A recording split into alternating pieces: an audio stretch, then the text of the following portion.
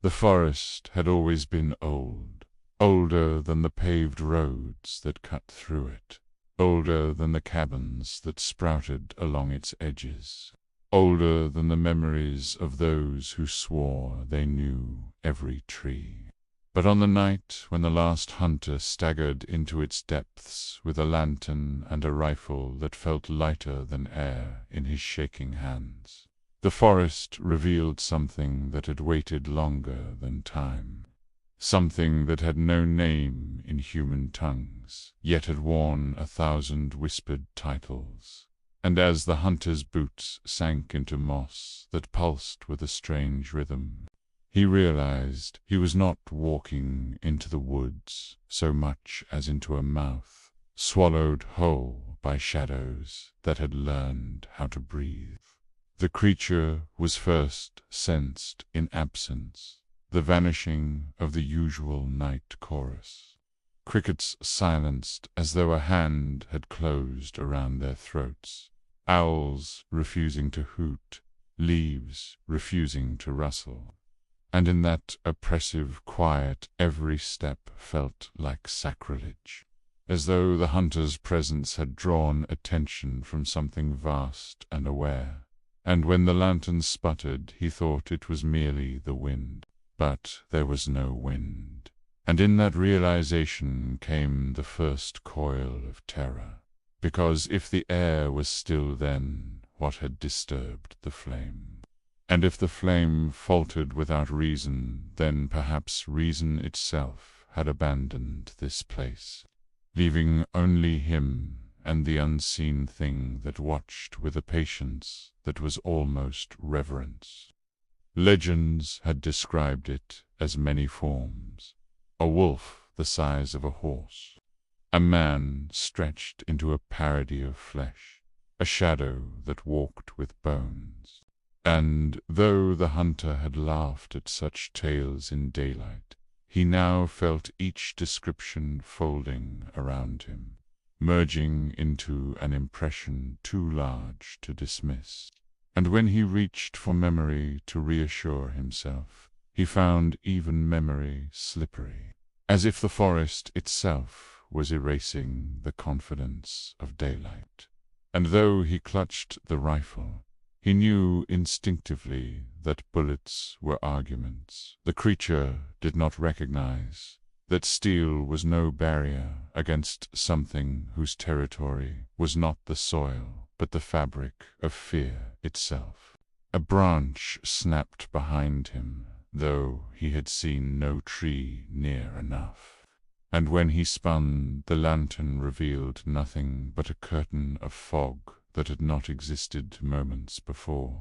Fog that seemed to condense in response to his heartbeat, and within it moved silhouettes, many at once, tall and thin, bending at angles bones should not allow. Yet when he blinked, they vanished, leaving only the sense of being flanked, surrounded by something that delighted in being glimpsed only in fragments. And his throat grew raw with the effort not to scream, because some primal instinct whispered that sound would feed them, that silence was the only fragile armor left. The hunter remembered the stories told in whispers at the tavern, of people who vanished into the trees with only claw marks left behind, claw marks too high for any bear, too wide for any wolf.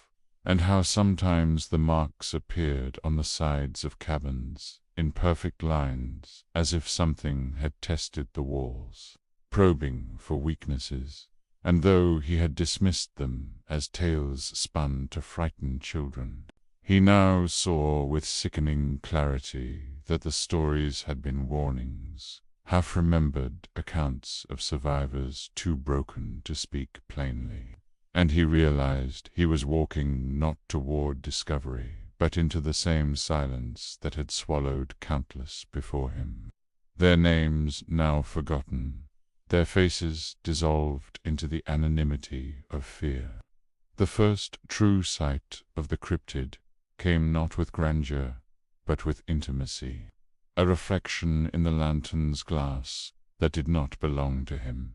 Eyes too wide, too luminous, set into a face stretched like wet parchment.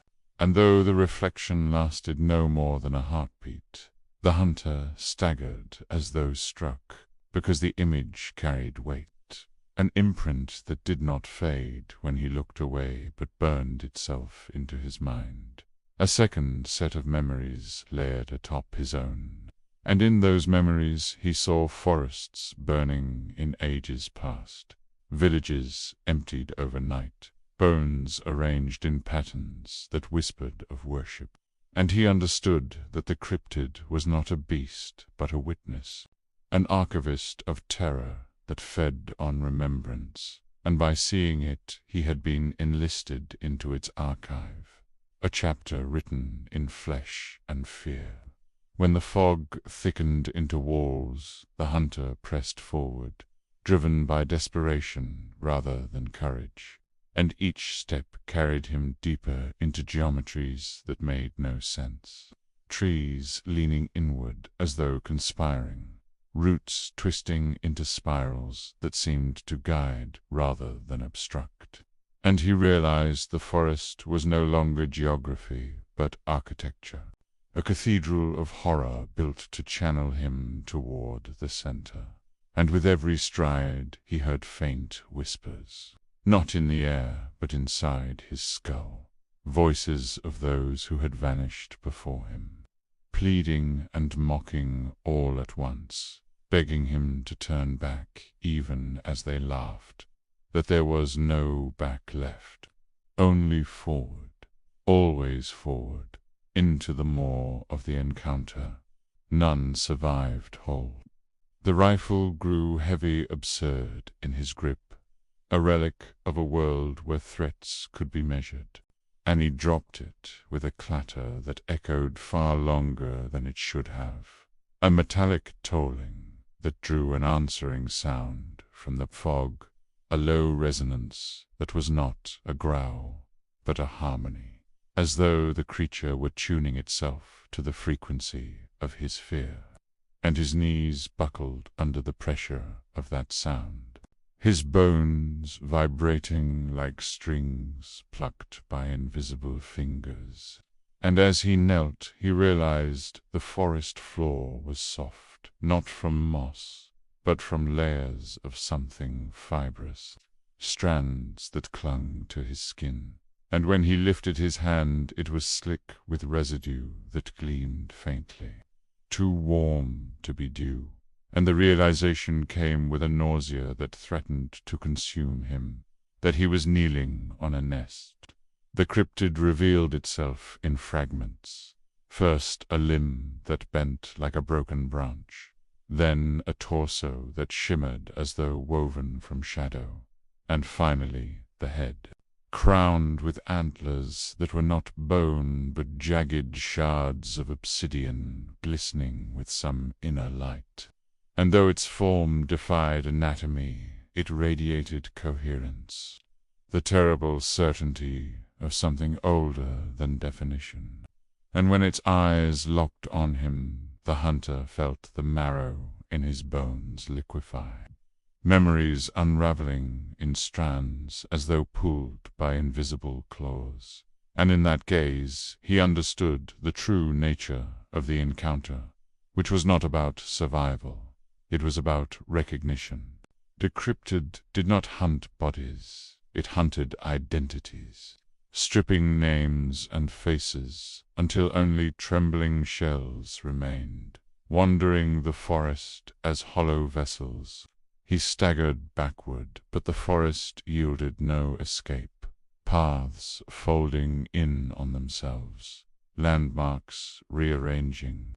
And in his terror he remembered a trick whispered by the oldest hunters, that one must never run, that to flee was to play the game by the creature's rules. But standing one's ground required a strength he did not possess, and so he compromised, moving sideways, inch by inch, trying to slip from its sight without provoking pursuit. But the cryptid tracked him effortlessly, its head tilting in sharp, unnatural angles, studying him not as prey but as a page half written.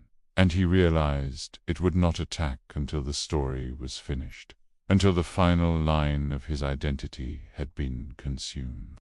The voices in his skull crescendoed, fragments of prayer and profanity mingling, and through them he glimpsed images that were not his own.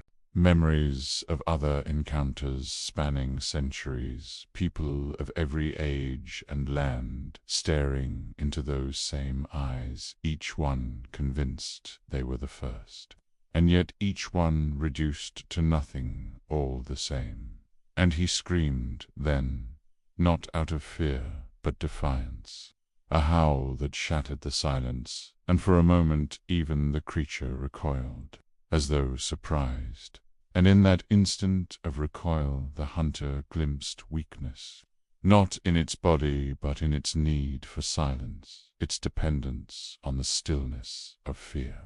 And though his scream tore his throat raw, he forced more sound, cursing, shouting, filling the air with noise that did not belong, and for a flicker of a moment the fog thinned. Through that thinning he saw shapes, cabins, lanterns, the faint glimmer of road sand. He lunged toward them, lungs burning, legs trembling, but every step stretched longer. The cabins receding like mirages, and the cryptid advanced now, its patience exhausted, each stride erasing distance with impossible grace, and he felt the warmth of its presence on his neck before he even reached the first cabin. And as his fingers brushed wood that dissolved into mist, he realized he had been granted only an illusion of choice, that even his rebellion had been accounted for, and the laughter of the voices confirmed it, mocking and mourning in unison, a chorus of the consumed. When he collapsed, it was not from claws or fangs, but from despair, his body crumpling against roots that closed around him like fingers, and the cryptid leaned close, antlers framing his vision, its breath a windless chill, and as it gazed into him he felt the last of his name peel away syllable by syllable, until even he could not recall who he had been. And in that moment of annihilation he understood the true cruelty that the cryptid did not kill, it collected. Each encounter another thread in its endless tapestry of fear, and his scream became one more voice in the chorus, woven seamlessly into the fog that would greet the next traveler who dared step into the forest. Another warning ignored. Another story waiting to be devoured.